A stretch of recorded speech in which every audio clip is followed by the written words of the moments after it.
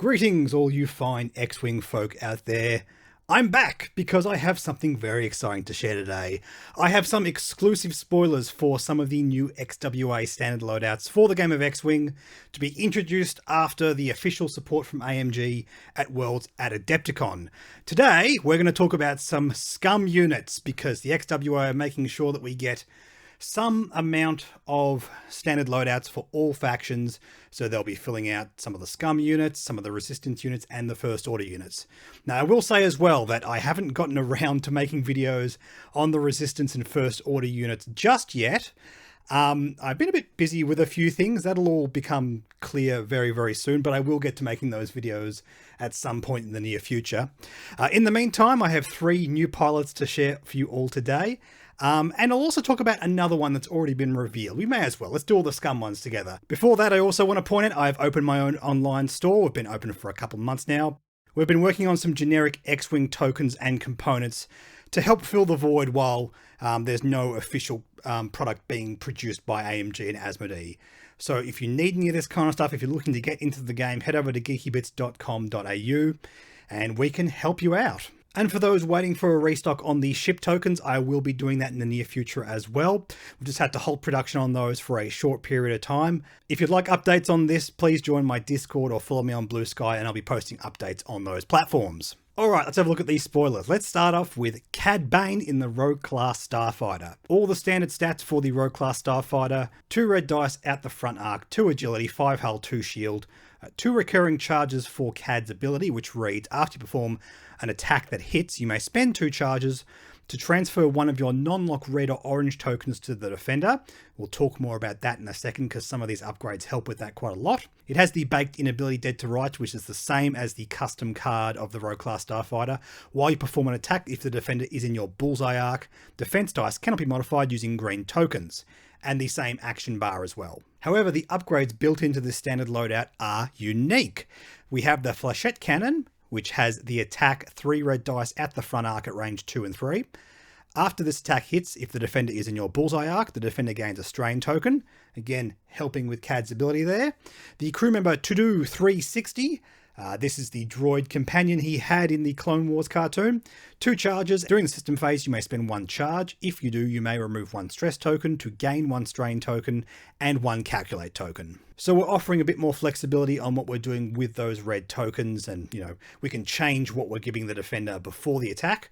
Also the title, Xanadu Blood. Now the customizable version of this card just adds a couple of upgrade slots. That's not relevant on standard loadout cards, so instead it's given the ability, after you decloak, choose an enemy ship in your bullseye arc. If you do, that ship gains 1 strain token. So this offers a very strong control build for Cad Bane.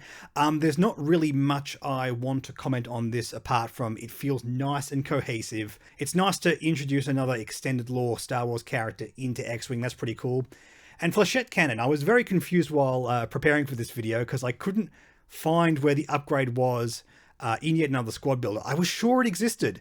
And then I realized, oh, this was a card that was printed for 1.0. And it was a very unique kind of card for 1.0. It's kind of like the Ion Cannon that we now have with the 2nd edition content.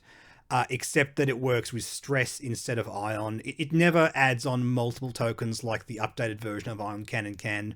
It just, if you hit, it's a stress and a hit, and that's kind of all that did. It was a weird kind of upgrade they put in the Skik Inceptor Fighter. It was like a really good budget cheap cannon that you could put on ships that only had 2 red dice out the front. For context, I much prefer this new version of it, and I like that there's a mechanical through line in what it's trying to do. It's trying to add control onto the board. There were no strain tokens in 1.0, and I feel like in terms of what Cad Bane is trying to do, from a balance point of view and from a mechanical point of view, it makes more sense to give out strain tokens, and it also offers him 3 red dice at range 2 and 3 as well. So Cad Bane is basically always using 3 red dice on attack. There's not many reasons why you would ever use the 2 red dice at range 2 to 3. I guess there's probably some kind of combination I'm not thinking of right now, but that's really cool as well. And I just love the flexibility of this. This is not a ship with much action economy. Yeah, it's got a whole heap of linked actions. They're all red. There's no double repositioning, and it's all green token plus something else. And the fact that you can basically always take stress tokens and transfer them to the defender if you manage to chain this ability turn after turn. It's not likely to happen, but hey, you might get lucky and it might work out really, really well. That's pretty cool. Blue maneuver, barrel roll, take a focus token or an evade token, transfer it and do it again the next turn, K turn, whatever.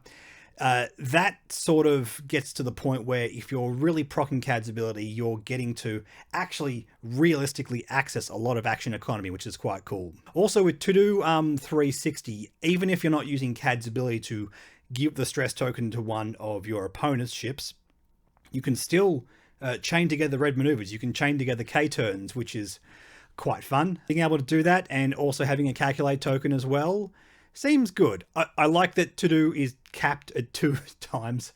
I feel like if that was a recursive charge or, for once every other turn, I think that'd be a bit too powerful. I think limiting this ability to twice per game is a strong move. So yeah, massive props to that. And all in all, I think this design's nice and cohesive, which is quite great. I do want to talk, before we go on with this conversation, about the general philosophy around standard loadouts. I'm not talking about their validity in the game. That's a very lengthy discussion that I'm not going to have in this video for the sake of keeping it nice and brief. But I do feel like if we're going to add different versions of the same pilot, whether that be custom or standard loadouts, there must be a meaningful reason to take that in-game mechanically. They must be different. They must offer different power levels, etc. And comparing Cad Bane to his customizable version, where he sits at 4 points with 13 upgrade slots, the big difference I can see here is the customizable version offers you a lot more flexibility. Indeed, Cad Bane with his customizable card is not a bad little bombing platform. It's something that I've always quite liked with this. So I think if the XWA do want to make this the same cost as the customizable Cad Bane, say they want to make it 4 points. Oh, by the way, I don't have points for these, in case any of you are wondering. Really has to be a conscious effort to make sure that the customizable version has enough points to be flexible enough to compete with this version of Cad Bane. So you can either have the tighter, more cohesive build or the more flexible build. And that's a way we can really make sure there is a strong cohesive difference between these. All that to say, I like this a lot. I love the reintroduction of Flechette Cannon. I think that's great. I like the way they took that 1.0 design and made it relevant to a pilot ability and actually made it make a bit more sense both mechanically and power level for the second edition content. Okay, let's move over to Bosk in the YV666 Light Freighter. This thing is anything but light. Again, same stat line, same abilities as the customizable version of this ship. Also, Bosk has retained the same pilot ability. While you perform an attack after the neutralize result step, you may spend 1 crit result to add 2 hit results. What is different is the Baitin ability, Imposing Behemoth.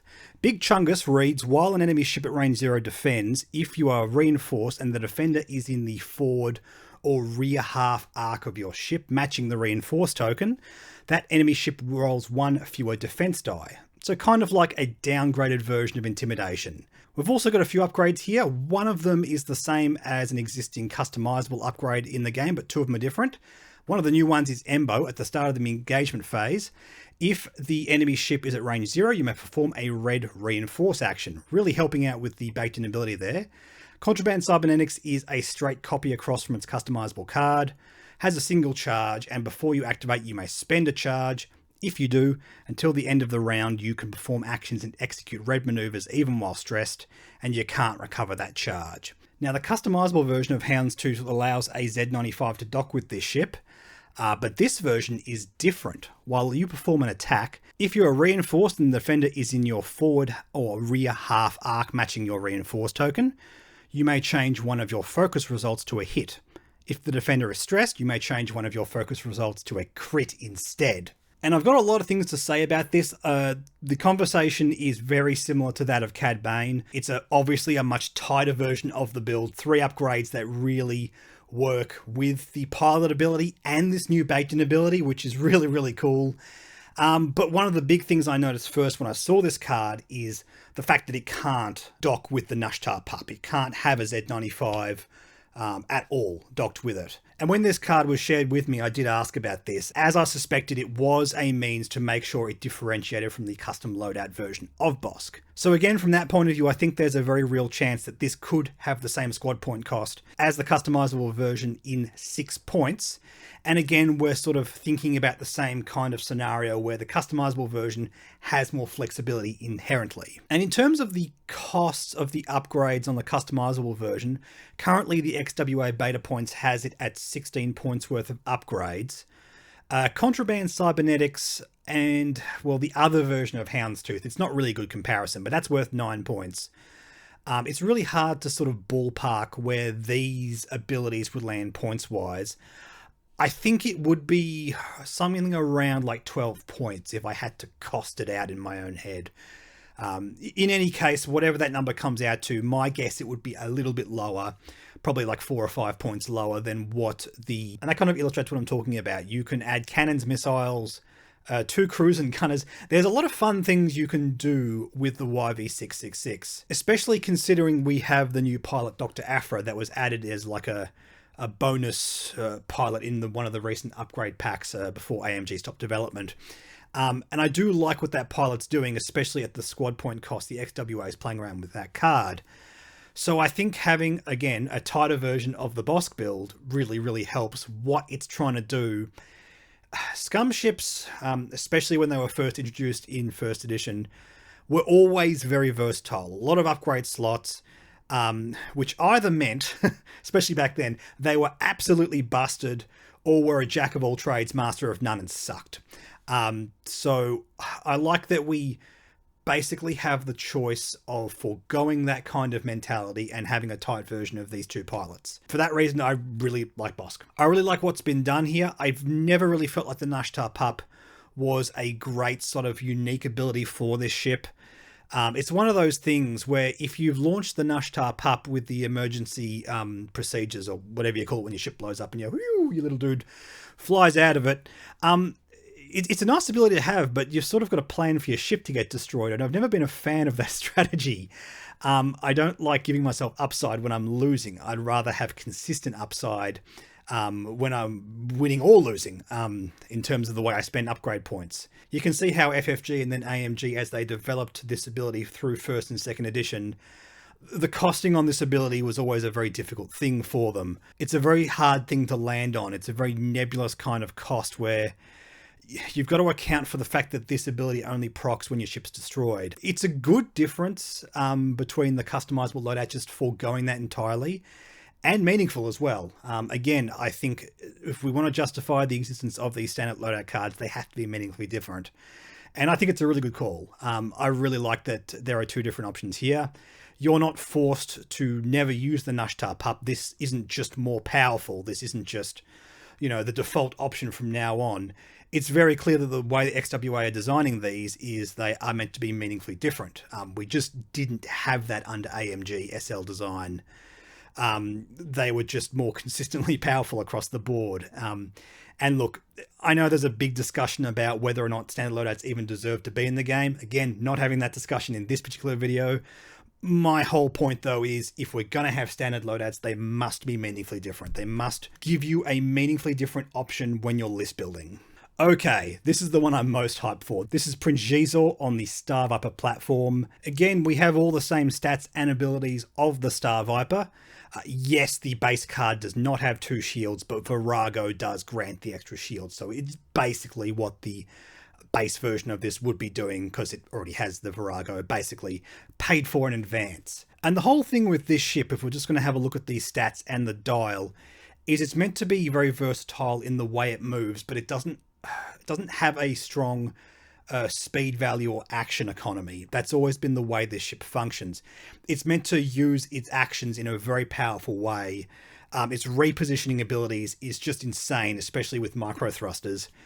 And it's always been difficult for FFG and AMG in turn to sort of balance the way this ship functions when it doesn't have raw action economy, because raw action economy is just very, very powerful. So the way the XWA have designed this particular card seems to be a direct response to try and address some of those issues with the base platform. Xizor's ability reads, when you perform an attack against a strange ship, you may remove 1 stress token. which, by the way, is just entirely different from his customizable version. That version has a way to shirk off damage to nearby allies, which I don't always feel was this awesome ability. It kind of relied too much on very unique board states, so much prefer this kind of thing. We have the baked-in ability Adaptive Micro Thrusters. Now, this is kind of a souped-up version of the baked-in ability of the customizable card.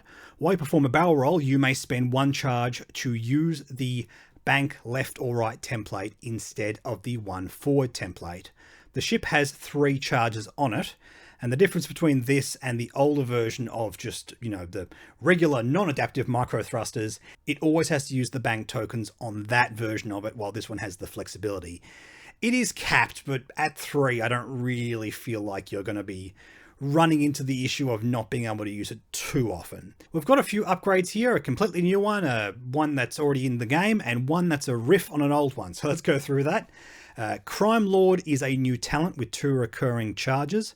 After you defend, if the attacker is in your forward arc, you may spend a charge. If you do, the attacker gains a strain token, which is kind of cool. It works really nicely with Prince Xizor's pilot ability in that it can remove stress tokens if it's attacking a strained ship.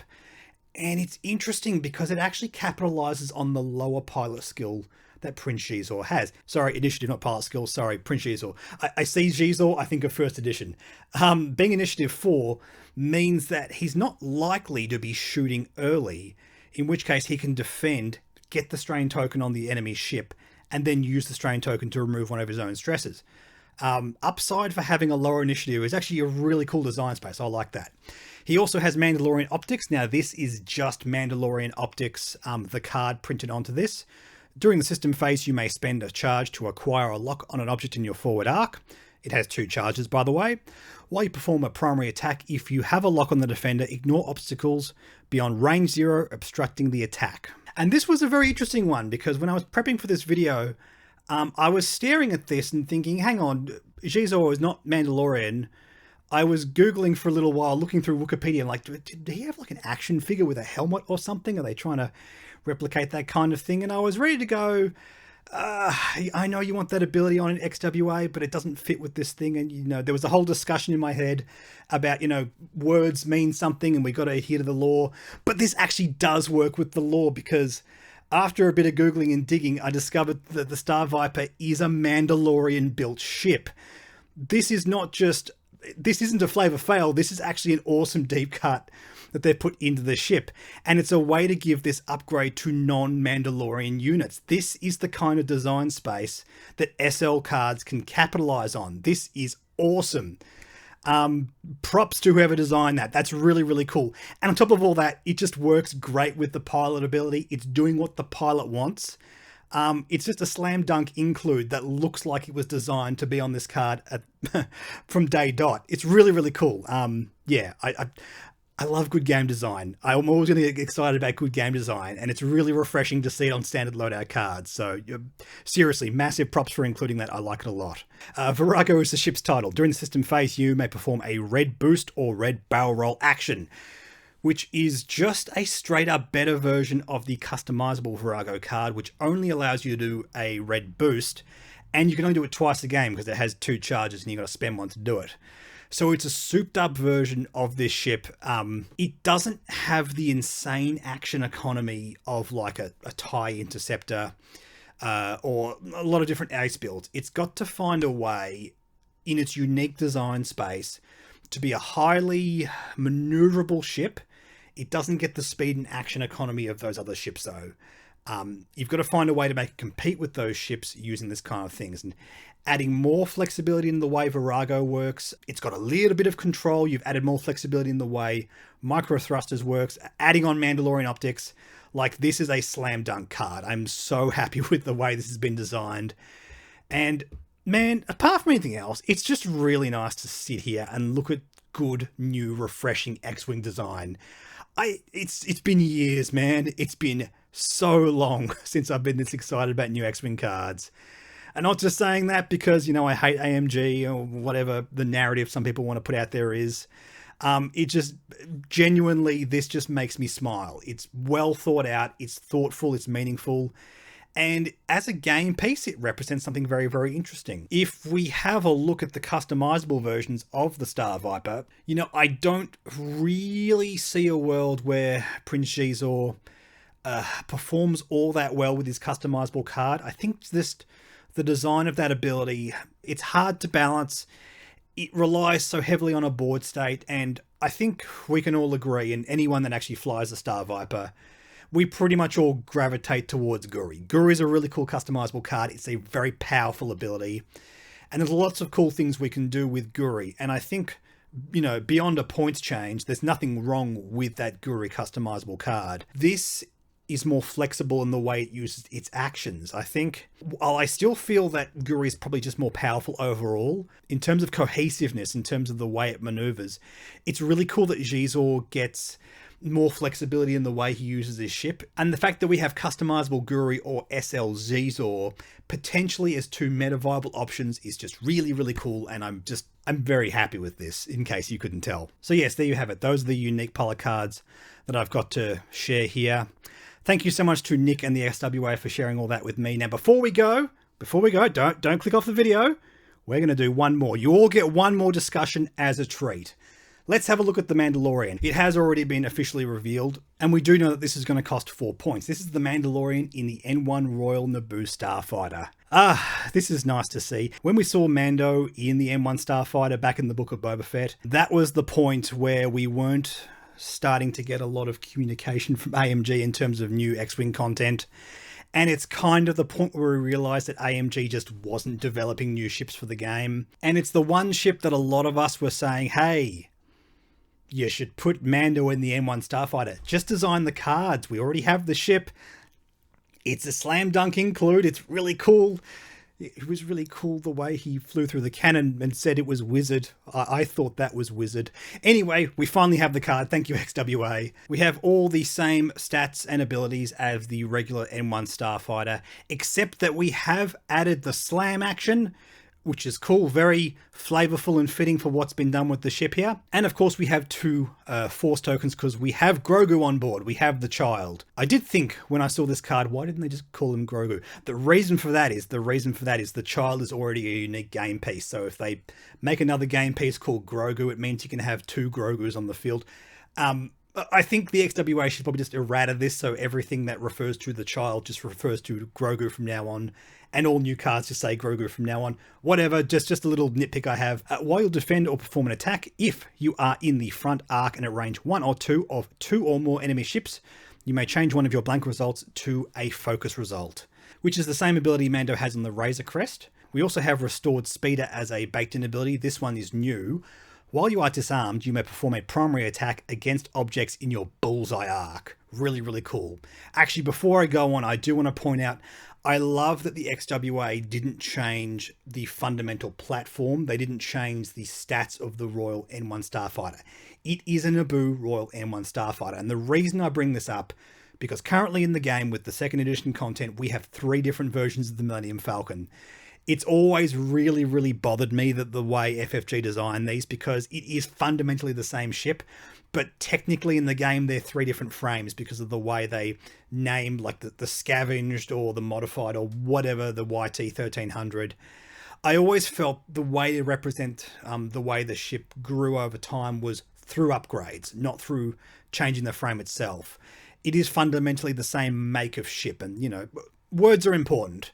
I always feel like you shouldn't change that just because the ship functions a bit differently. The cards that you attach to the ship should be the way to represent that. And then, you know, by doing that, you offer more flexibility of the way we build ships. And that's a whole other discussion, but needless to say, I love that this isn't like the modified N1 Starfighter. I love that it's just the same frame with this baked-in ability and calibration add-on to it to represent that. We have outmaneuver while you perform a forward arc attack. If you are not in the defender's firing arc, the defender rolls 1 fewer defense die, which is the exact same text on regular outmaneuver, so no need to go further there. We have the child. After you defend, if you suffer damage during the attack, recover 1 force. Again, exact same text that's on the original customizable version of this card, so we'll leave that for the time being. We have Kineso Switch. I'm sure there's some Star Wars lore nerd out there who can correct me on that. 2 charges. After you fully execute a slam action, if you fully executed the maneuver, as in you didn't collide with another ship, you may spend 1 charge to break all locks assigned to you. That's really, really cool and very flavorful in terms of the way we see the ship function in the Book of Boba Fett, where it zooms away from the X-Wings and they just go, I guess he's gone. Bye. And it breaks the lock so they can't track him. It's really, really cool. I like that. Good design, good flavorful top-down design. We also have calibrated laser targeting while you perform a primary attack. If the defender is in your bullseye arc, add 1 focus result. So there's a lot going on here. I just want to quickly comment before we look at, the design choices here on the overall viability of this ship, because there's a lot of abilities pushing the way we can use focus results. It's tough. It's really tough to say how this goes competitively, because I think it has a lot working against it. We have 2 force tokens that don't naturally recur. You've got to get hit to get those force tokens back, and this is a squishier platform than the Razor Crest. I don't think we actively really want this platform to get hit. But above all else, it doesn't have a strong action economy, and it only has 2 red dice at the front. So as great as all these kind of things we can do with focus tokens on attack and defense, the lack of dice it rolls on attack and defense really does hurt it from that point of view. So purely from a power level point of view, it's tough. There's a lot of really cool abilities that are in service of ultimately a ship that just doesn't roll a lot of dice. And that's always a tough thing to balance in the grand scheme of things meta-wise. It's one thing I want to say. I know that Outmaneuver was put on this to help address that. The fact that your 2 red dice have a much higher shot, especially of hitting aces and that kind of stuff.